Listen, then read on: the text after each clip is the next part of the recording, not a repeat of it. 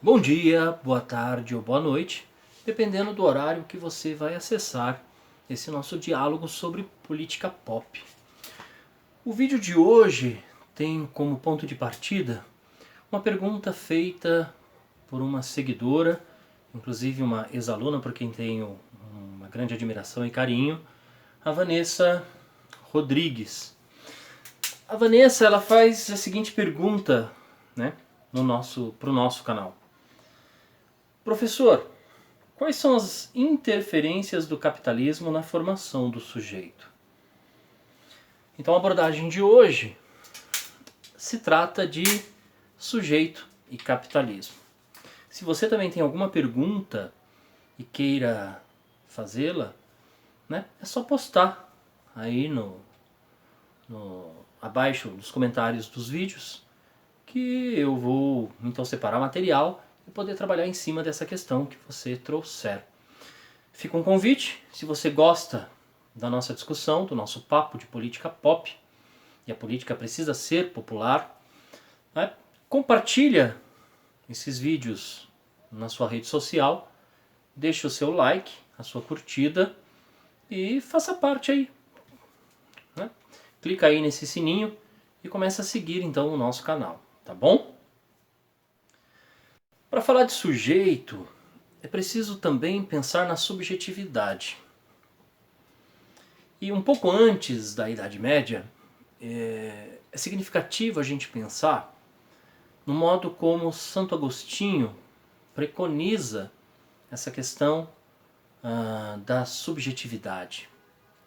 Santo Agostinho ele rompe com o conceito de um Deus distante, de um Deus que está no céu,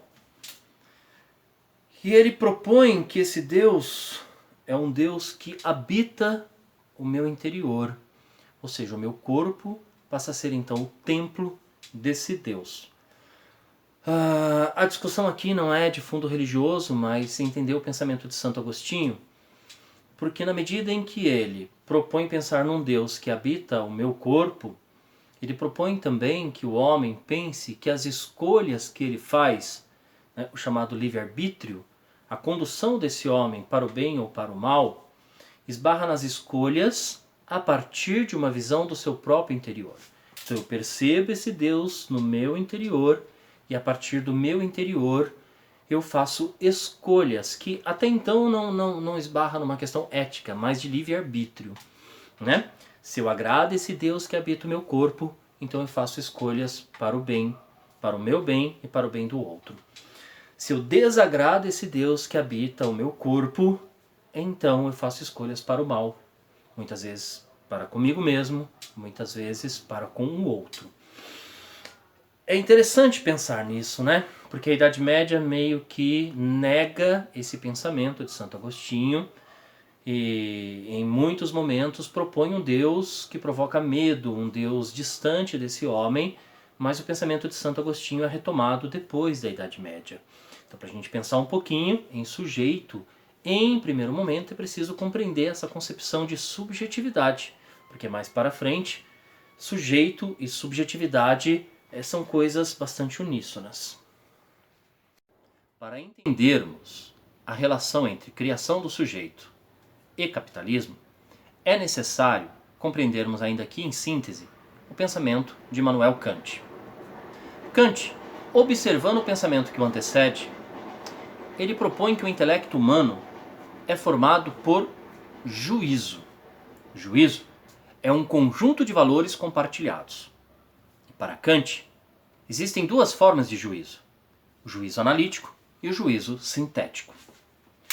Segundo Kant, o juízo analítico é aquele cujo predicado não altera ou não oferece nada de diferente enquanto qualidade para o conceito do sujeito. Vou dar um exemplo prático disso. Se eu digo para você, a bola é redonda, se eu digo para você, a esfera é redonda, você vai me responder, é óbvio que é. Porque redondo não altera o sentido ou a qualidade de bola ou de esfera. O que há aí é uma relação lógica, uma evidência que dá a esse juízo um sentido de verdade. Já o juízo sintético é aquele cujo predicado, estabelecendo relação com o sujeito, não é inerente à qualidade do sujeito. Por exemplo, se eu digo para você, a casa foi feita para morar, eu permaneço com uma construção de juízo analítica. A casa foi feita para morar. Mas se eu digo para você, a casa é amarela, amarelo não é uma condição inerente à casa. A casa pode ser vermelha, preta, cinza, amarela, azul, cor de abóbora, verde, rosa. A qualidade dada à casa depende da minha liberdade na medida em que eu construo um plano simbólico significando o sentido de casa. Nesse sentido, para Kant, o que eu construí foi um juízo sintético, porque não é inerente à qualidade de casa ser azul, amarelo ou branco. Entretanto, se eu vejo uma casa branca, eu vou dizer para você, é óbvio que a casa é branca. O que eu preciso perceber no juízo sintético é que essa foi uma construção cultural. A Revolução Industrial estabelece uma relação bastante interessante com o pensamento do Kant, que aliás foi produzido no século XVIII. A Revolução Industrial não somente vai produzir modelos, sequências em escala industrial, como vai ser necessário aplicar uma política de controle para a sociedade. Essa política de controle a gente pode entender como as identidades ou a criação das identidades. E para entender como isso funciona e sua relação com a construção do sujeito, eu vou trazer um outro exemplo. Não é inerente à condição do homem ser operário. Não é inerente à condição do homem ser macho provedor. Não é inerente à condição da mulher ser feminina, ser delicada, ser doce, ser frágil. Nesse sentido, a gente percebe que houve, por meio do Estado, a construção de discursos que oferecem os lugares para os seus sujeitos, por meio de construções de juízo sintético. Entretanto, a prática vai além disso. A indústria farmacológica, por exemplo, entra em ação e produz o doce cheiro feminino. A partir desse momento, se você pensar comigo, né? A mulher delicada, frágil e doce, agora tem na tua pele um cheiro doce, o perfume fabricado artificialmente. O homem e a mulher, sem higiene pessoal, eles fedem.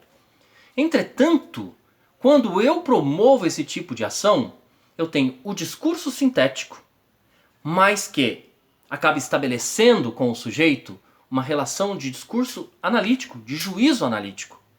Porque quando eu afirmo que a mulher é doce, o cheiro reafirma que ela é doce. Isso se aplica a tantas outras instâncias, como sexualidade, como trabalho, como formação binária de identidade, entre tantas outras.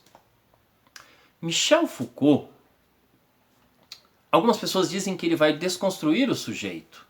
Eu não concordo. O que Michel Foucault faz é uma análise sobre o modo como Kant apresenta o sujeito e o modo como o Estado faz uso dessa proposição kantiana, aplicando isso por meios de governança. Então, para o Michel Foucault, segundo a sua análise, o que ocorre é o sujeito do século XIX e o sujeito do século XX não é aquele da liberdade que constrói simbologia, que constrói significado a partir da sua posição na sociedade, mas é aquele que está sujeitado ao discurso de poder, cuja criação se dá de forma sintética, mas que ganha status de juízo analítico. A formação do sujeito e do capitalismo se dá porque não só o produto é um capital, a exploração do trabalho é um capital, como a formação da identidade se torna capitalizada na medida em que existem hierarquias sociais nas quais cada identidade tem um valor diferente de outras. A velha frase, o trabalho edifica o homem e a partir do seu esforço você pode enriquecer, me faz pensar numa questão. Imaginem só os carreteiros que trabalham com material reciclável, que trabalham das 8 da manhã, às vezes das 6 da manhã até as 18 horas. Passam um dia trabalhando, puxando uma carreta, pegando material pela rua. Por que não enriqueceram? Porque o que faz enriquecer, na verdade, é a exploração do trabalho e não o trabalho em si. Entretanto, existe um juízo sintético que promove a crença popular de que o trabalho edifica o homem. Eu quero que você pense, mas as nossas sujeições, elas precisam ser rompidas para que nós possamos compreender a nossa posição na sociedade e ter voz e vez. Essa é uma breve explicação sobre a relação entre a criação do sujeito e o capitalismo. Espero ter contribuído para a sua formação e até o nosso próximo encontro.